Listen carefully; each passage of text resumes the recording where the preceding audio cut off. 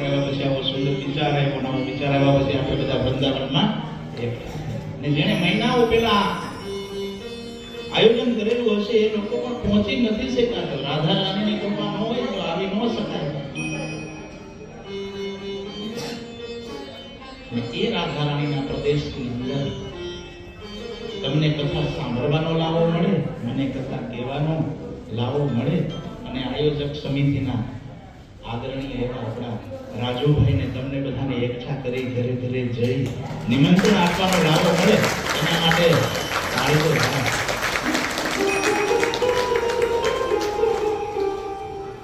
આમાંથી કેટલા લોકો ઓળખે છે ભાઈને? ખાલી રાજુભાઈ સિવાય બીજું કોઈ ઓળખાણ હોય તો કયો? છતાં કેટલો વિશ્વાસ મૂકી અને તમે લોકો અહીંયા સુધી આવ્યા. અને એ વિશ્વાસને ટકાવશે કોણ? રાધા રાણી. એને રાધાજી ઉપર વિશ્વાસ છે, અમને વિશ્વાસ છે, તમને. બાકી આ જમાનો એવો છે કોઈ કોઈનો વિશ્વાસ કરતો નથી. કરે ભાઈ? હવે તો બધા જ એમાં આપણે આગળ વધવું નથી, પણ વિશ્વાસ કોઈ ન કરતા. છતાં રાધાજીની કૃપા થઈ અને એ વિશ્વાસ જ આપણો જીતે છે. એ વિશ્વાસ જ આપણને આગળ લઈ જાય છે અને વિશ્વાસના સહારે જ આપણે 100 વર્ષ જીવી જઈએ છીએ. એમ કે રાતે ઊંઘી જાવ તો વિશ્વાસ છે ને સવારે જાગશો. નહીં તો ડર લાગવા લાગે તો ખાડો જગા જેવી ન હોય. કલ્પના કરો કોઈક એવો ડર લાગી જાય, ઊંઘવું નથી હો ભાઈ, નક્કી ન કહેવાય. ઘણા જાગતા નથી. જો માતાઓ વડીલોને એક જ પ્રશ્ન મારે પૂછવાનો કે માણસ વિચારીને કાર્યો કરતો હોય છે, કરતો ને ઘણો બધો વિચાર કરીને આયોજન કરે, પણ જ્યારે ઊંઘી જાય ત્યારે એને આયોજન યાદ રહેતું નથી, સોનું ચાંદી યાદ રહેતું, સગાવાલા યાદ રહેતા. ઘણા લોકો કહેતા હોય હતા અમને વ્યસન વગર ચાલે નહીં 1 મિનિટ. હું એને કહું કે ઊંઘમાં તો ભાઈ તું વ્યસનને પણ ભૂલી જાય ને. કોઈ જાતનો વિચાર નથી આવતો ત્યારે માં જગદંબાની શક્તિ, ભગવાનની શક્તિ આપણા શરીરના જે કોષો હોય ને નબળા પડી ગયેલા એને સાજા કરે છે અને સવારે જાગવાનો વિચાર ન કરવો પડે, જગાઈ જાય. આજે ઊંઘો ત્યારે વિચાર કરજો પહેલા કે હવે જાગી જવું જોઈએ, કે જાગ્યા પછી વિચાર આવે. તો જગાડનારી શક્તિ કોણ? ભગવાનની શક્તિ કે નહીં? આ કૃષ્ણની શક્તિ કે નહીં? જગાડવા વાળી શક્તિ કોણ છે? પણ આપણે આ શરીર મળ્યું છે, આ દેહ મળ્યો છે, તો આવો વિચાર નહીં કરીએ. બીજા ઘણા બધા વિચારો કરશું. પણ આ રીતે આપણું ધ્યેય 6 દિવસ માટે એવું હોવું જોઈએ કે મને અહીંયા લાવનાર પરમાત્મા છે, આ કથામાં હાજરી અપાવનાર પરમાત્મા છે, આ કથા બોલવા વાળો પણ પરમાત્મા છે. જેટલા લોકો નિમિત્ત બન્યા છે એવા આયોજક શ્રી સારસ્વત, આ માઇક દ્વારા અવાજ તમારા કર્ણપટલ સુધી પહોંચાડવા માટેની વ્યવસ્થા કરનારા, આ બધા ઉપર ભગવાનની કૃપા છે. આપણા અવાજમાં કેટલી તાકાત છે. અહીંયાથી એક શબ્દ બોલવામાં આવે તમારા કાન સુધી પહોંચે અને તમને કેવો આનંદ આવે. સારું બોલીએ તો ગુસ્સો પણ એનાથી જ આવે. પણ તમારા કર્ણપટલને કોઈક દિવસ હલાવી જુઓ, કાનને હલાવવો જોઈએ. હાથના આંગળા હલનચલન કરશે, બધું હલનચલન કરશે, કાન હલાવો તો આપણને એમ થાય પુસ્તક અહીંયા રાખ્યું છે, મૂર્તિ અહીંયા રાખી છે, આ દેવતાઓની પ્રતિમાઓ છે, આ છબી છે, હલનચલન કરતી નથી તો મારું શું કામ કરી દેશે? એ શંકા છે. શું છે? અને આ જ મૂર્તિની અંદર મારો લાલો બેઠો છે, મારો કાંગડો બેઠો છે અને મારી વાત સાંભળે છે. આ વિશ્વાસ છે. અને એટલે કાનાને ભોગ ધરાવ્યા વિના, એને જમાડ્યા વિના આપણે જમતા નથી. એ આપણો પ્રભુ પ્રત્યેનો અનંત પ્રેમ. અને એવા પરમાત્મા કૃષ્ણનું શાબ્દિક સ્વરૂપ જેની અંદર છે એ ભાગવત જે આપણી સન્મુખ છે અને એને આપણે મસ્તક ઉપર ચડાવીને લાવતા હતા તો કેવો આનંદ હતો.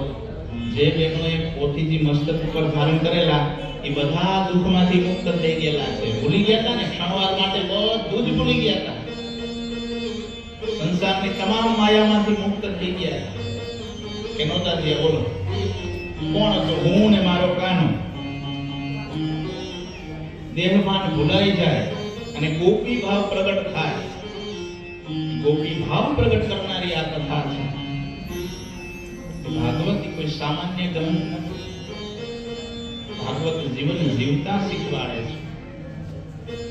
મહાભારત આપણને એમ કહે છે કે આવું ન કરાય. ભાઈઓ આવું ન કરવું, નહીંતર કુટુંબનો નાશ થઈ જાય. રામાયણ એમ કહે છે કે આપણે આવું જીવાય, આવો આદર્શ આવી રીતે જીવી શકાય.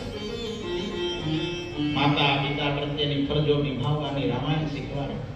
અને ભાગવત એમ કહે છે કે તમારા જીવનમાં કાંઈ ભૂલ થઈ ગઈ હોય, કાંઈ પાપ થઈ ગયું હોય તો એનું પ્રાયશ્ચિત કઈ રીતે કરવું અને જીવનને કેમ સુધારવું એ સમજાવનારો ગ્રંથ આ ભાગવત છે. એની અંદર 18,000 શ્લોક છે. એના 12 સ્કંદ છે. અને 12 સ્કંદ છે ને એ ભગવાનનું સ્વરૂપ છે. પહેલો સ્કંદ એ ભગવાનનો જમણો હાથ છે. બીજો સ્કંદ ડાબા હાથનું મૂળ, ડાબો પગ. ત્રીજો સ્કંદ જમણા હાથનું મૂળ. પાંચમો અને ચોથો સ્કંદ છે, છઠ્ઠો સ્કંદ છે. આ બધા સ્કંદ તમે અનુભવ કરીને વાંચેલા હોય. એ ભગવાનનું સ્વરૂપ છે. જો મૂર્તિ દેખાય છે ભગવાનની, શ્રીનાથજીની મૂર્તિ હોય, ઊંચો હાથ કરીને ઉભો, એ આપણને બોલાવે છે કે મારા શરણમાં આવી જાઓ, તમારા બધા દોષો દૂર થઈ જશે. પણ આ ભાગવત સમજાય ક્યારે? એનું મહાત્મ્ય જાણીએ ને ત્યારે. કોઈ પણ વસ્તુનું મહત્વ જાણ્યા વિના આપણને એ વસ્તુ પ્રત્યે આકર્ષણ થતું નથી. થાય આકર્ષણ? હોનાનું મહત્વ છે તો હોના પાછળ દોડો ને. સારા કપડાનું મહત્વ છે તો મહત્વ હોય ને. આ ગ્રંથનું મહાત્મ્ય શું છે? ભાગવત શા માટે સાંભળવું જોઈએ એની આખી કથા બતાવે છે. 12 સ્કંદ જ કેમ આપ્યા? કારણ કે 12 કલાક છે ને એ દિવસના અને 12 કલાક રાત્રિના, એની અંદર આપણા જીવનની ઘટમાળ ચાલે છે. 24 કલાકનો દિવસ થાય. શાસ્ત્ર એમ કહે છે કે 24 તન્માત્રાઓથી આ જગત ઉત્પન્ન થયું છે. અને સોનાનું હોય ને 24 કેરેટનું, 22 કેરેટ હોય નબળું બોલું તો 24 કલાક આપણી સુધરે એટલે 12 સ્કંદ વ્યાસ મુનિએ રચના કરી છે. તો ભાગવત કઈ રીતે આવ્યું આ દુનિયા ઉપર એનું વર્ણન છે. કે સૌથી પહેલા ઉદ્ધવજી છે એને ભગવાન કૃષ્ણએ કહ્યું કે મારા ચરિત્રો છે એ તારે વાગોળવાના. પહેલાના જમાનામાં આવા પુસ્તકો નહોતા. હજારો વર્ષ પહેલા, 5,000 વર્ષ પહેલા. એટલે અહીંયા સવારે શાસ્ત્રીજીએ પૂજા કરાવેલી હશે તો સંકલ્પ કરાવ્યો હશે ત્યારે બધું બોલાયું હોય. શ્રુતિ, સ્મૃતિ, પુરાણોક્ત, શાસ્ત્રોક્ત, ફલ, પ્રાપ્તિ, અર્થે. એટલે કે આ ભાગવત છે ને એ સૌથી પહેલા ભગવાન નારાયણે બ્રહ્માજીને ભણાવ્યું. બ્રહ્માજીએ નારદજીએ વ્યાસ મુનિને કહ્યું. વ્યાસ મુનિએ સુખદેવજીને ભણાવ્યું, સૂતજીને ભણાવ્યું. સુખદેવજીએ પરીક્ષિતને આ કથા કહી. સૂતજીએ 88,000 ઋષિ મુનિઓને કથા કહી. અને પછી સમય જતા જતા પુસ્તકો, પ્રિન્ટિંગના સાધનો આવ્યા અને આવા પુસ્તકો લખાણા. પેલા બે જ રીતે આપણે ભણી શકાતું. શ્રુતિ અને સ્મૃતિ દ્વારા ભણતર ચાલતું. એટલે શ્રુતિ એટલે સાંભળવું. અત્યારે હું બોલું છું, તમે બધા શું કરો છો? સંભળાય તો મજા આવે ને. બાકી હું ગમે એવું સારું બોલતો હોય પણ શ્રુતિ. શ્રુત એટલે સાંભળવું. સ્મૃતિ એટલે મગજની અંદર યાદ રાખવું. સ્મૃતિ એટલે સ્મૃતિ શક્તિ. યાદ શક્તિ કોણ આપે છે? ભગવાન આપે છે. આનો મોટો પુરાવો કયો? યાદ અમને બધું યાદ છે, કોઈ નથી યાદ આવતું. આપણે ઘણી વાર કહેતા પણ રાતે ઊંઘી જાવ ત્યારે કશું પણ યાદ રહેતું નથી. રાતે કાંઈ યાદ રહેતું. કેટલા લોકોને રાતે યાદ રહે કે હું XYZ વ્યક્તિ છું, મારી પાસે આટલા તોલા હોનું છે, આટલા ગાડી, આટલા બંગલા છે, આટલી ગાડી છે, આવા સારા મિત્રો છે, આવા સારા ગોરબાપા છે, આવા સારા યજમાનો છે, આવી સારી હોટલમાં અમે રોકાણા છીએ. આવું કોને યાદ રહે? આ હોટલમાં રોકાણા તો યાદ નહીં રહ્યો, ઊંઘી જાવ છે. સ્મૃતિ નષ્ટ, બધા સ્મૃતિ રાતે નષ્ટ થઈ જાય. સવારે જાગો એટલે પાછું સ્મૃતિ લબ્ધા, એટલે કે બધી સ્મૃતિ તમને યાદ આવે. યાદ દેનારી શક્તિ કોની? કે ભાઈ હું આ વ્યક્તિ છું, ગઈકાલે મારે આ કામ કરવાનું હતું, આજે અહીંયા સુધી પહોંચ્યો ને આટલું અધૂરું છે. કોઈ દિવસ એવું બન્યું કે વૃંદાવન વાળાની યાદ શક્તિ રાજકોટ વાળાને આવી ગઈ, રાજકોટ વાળાની અહીંયા આવી? કલ્પના કરો, પરમાત્માના કામમાં કોઈ દી ક્યાંય ગડબડ હોતી. હા, એવું તો કેવું બને બોલો? આપણે રાધે રાધે કરતા કરતા નીકળી જાય ને આ લોકો આવું થાય છે. એ પરમાત્મા કેટલો કાળજીથી આપણી કાળજી રાખે છે કે આ ભાઈ અહીંયા જન્મ છે અને કાલ સાંજ સુધી આટલું યાદ હતું, નથી યાદ દેવડાવું. અને એ ઋષિ પરંપરાથી શ્રુતિ સ્મૃતિ દ્વારા આ ગ્રંથો સચવાયા છે. અને આપણી જવાબદારી કે હજી આને આગળ પણ સાચવવાની જરૂર છે. એટલે આવી ભાગવત કથાનું આયોજન કરવું જોઈએ. તો સૌથી પહેલી કથાની આપણે વાત કરીએ તો 24 કલાક સુધારવા માટેની આ કથા છે. કલિયુગની અંદર આ કથા દ્વારા મુક્તિ મળે છે, પ્રેતોનો ઉદ્ધાર થાય છે. ને આગળ કથા આવશે કાલે, બહુ સરસ મજાની ધંધુકારી, ત્યારે ખબર પડશે કે પ્રેત શું કરે, પ્રેત ક્યાં વસે, કોને પ્રેત ગતિ. ભાગવતજીનું મહાત્મ્ય એટલું સરસ છે કે સૌથી પહેલા ભાગવતની રચના છે ને એ નારાયણે બ્રહ્માજીને સંભળાવી. બ્રહ્માજીએ નારદજીને, નારદજીએ વ્યાસજીને, વ્યાસજીએ સૂતજીને, સૂતજીએ વિષ્ણુને. ભાગવતજીના મહાત્મ્યની અંદર પહેલી કથા આવે છે ને ભગવાન નારાયણની સ્તુતિ છે. બહુ સુંદર મજાની ને શ્લોક બધાને આવડે છે, યાદ છે, પરંતુ એ શ્લોક ભાગવતનો નથી. ઘણા બધા બીજા પુરાણો છે, જેમ કે પદ્મ પુરાણ છે, માંડોક્ય ઉપનિષદ છે, આ બધાની અંદર ભાગવતનું મહત્વ લખાયું છે. કેટલા અધ્યાયોમાં ભાગવતનું મહાત્મ્ય લખેલું છે. આપણે આપણી જાતે આપણું મહાત્મ્ય ગાઈએ એમાં કઈ મોટાઈ નથી, પણ 5 બીજા લોકો આપણા વખાણ કરે તો શું કહેવાય કે ભાઈમાં કંઈક દમ છે. બાકી સૌના તો વખાણ કરે. ભાગવત પુરાણ વાંચવા બેસો ને એના મહાત્મામાં ભાગવતજી પોતે એમ કે હું શ્રેષ્ઠ છું, એ વાત યોગ્ય નથી, પણ બીજા પુરાણો પણ જેના વખાણ કરે. અને એટલે એનો પેલો ભાગવતજીની શરૂઆતના મહાત્માનો પેલો મંત્ર છે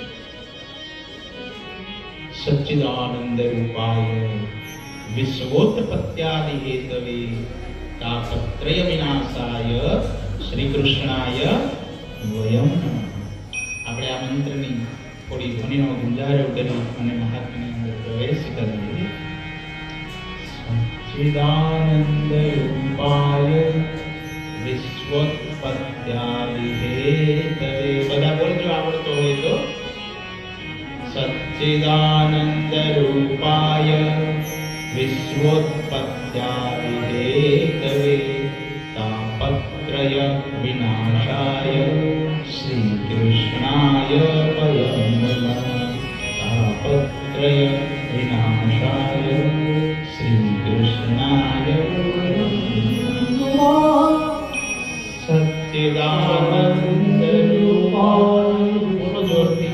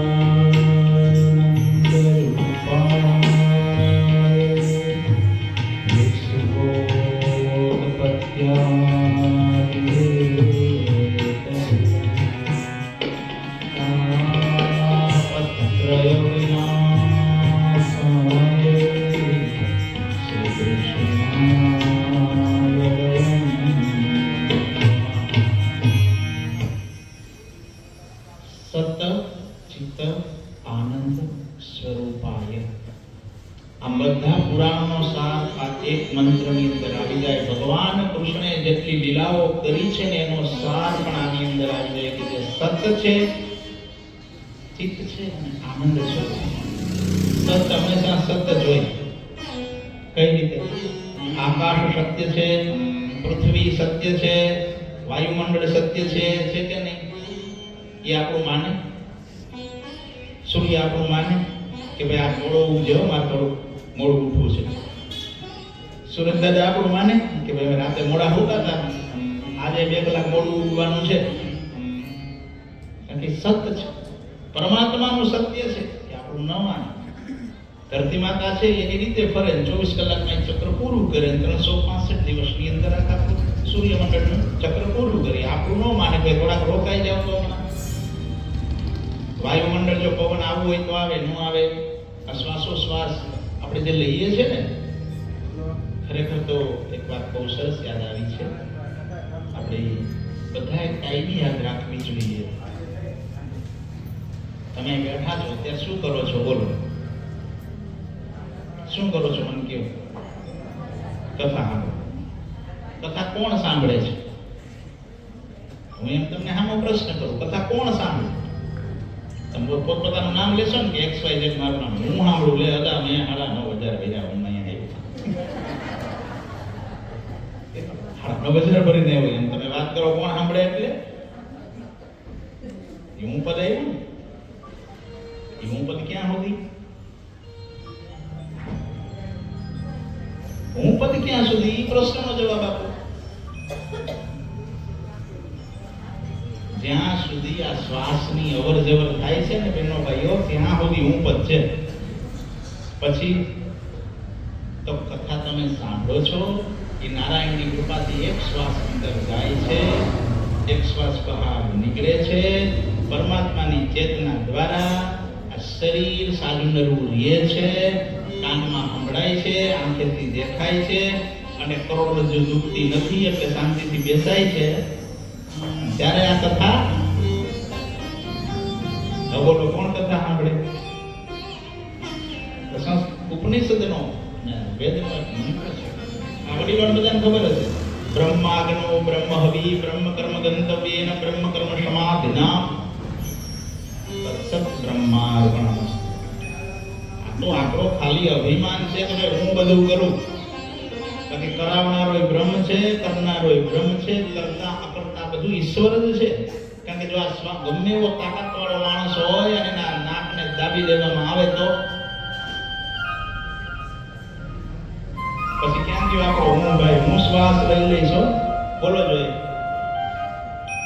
હું શ્વાસ ભગવાનની મારે જરૂર નથી, હું શ્વાસ લઈ લઈશ. આવું કહી શકશો? એમાં આવે ને હમણાં તો બધું કેવું કહેવાય, ઇન્ડેક્સ કહેવાય ને, વાતાવરણને શુદ્ધ રાખવા માટેના આપણા માણસોએ બનાવેલા છે કે આવું વાતાવરણ હોય તો ચોખ્ખું કહેવાય, આવું હોય તો દૂષિત કહેવાય. એ આપણા માપદંડો છે. પણ પરમાત્મા તો તમે ખરાબ હવા લ્યો તો તમારા પ્રાણને નુકસાન થવા દેતો. કે આપણે ઓક્સિજન માસ્ક લઈએ, એસી વાળા ઘરમાં લઈએ, ઉદ્યોગોમાં કામ કરતા હોય, ઝૂંપડપટ્ટીમાં એ રહેતા હોય, એ લોકોનું ત્યાં કેટલું પ્રદૂષણ હશે તો એના બાળકોને કઈ થાય? આપણે એસી ની અંદર રાખ્યો હોય, બહારના બેક્ટેરિયા નો આવે તો ઘણા બધા ધોવાના આવે રાખ્યા હોય તો ઇન્ફેક્શન લાગી જાય. જેની કાળજી પરમાત્મા રાખે ને ભાઈ, આ દુનિયામાં કોઈ વાળ વાકો કરી શકે. 126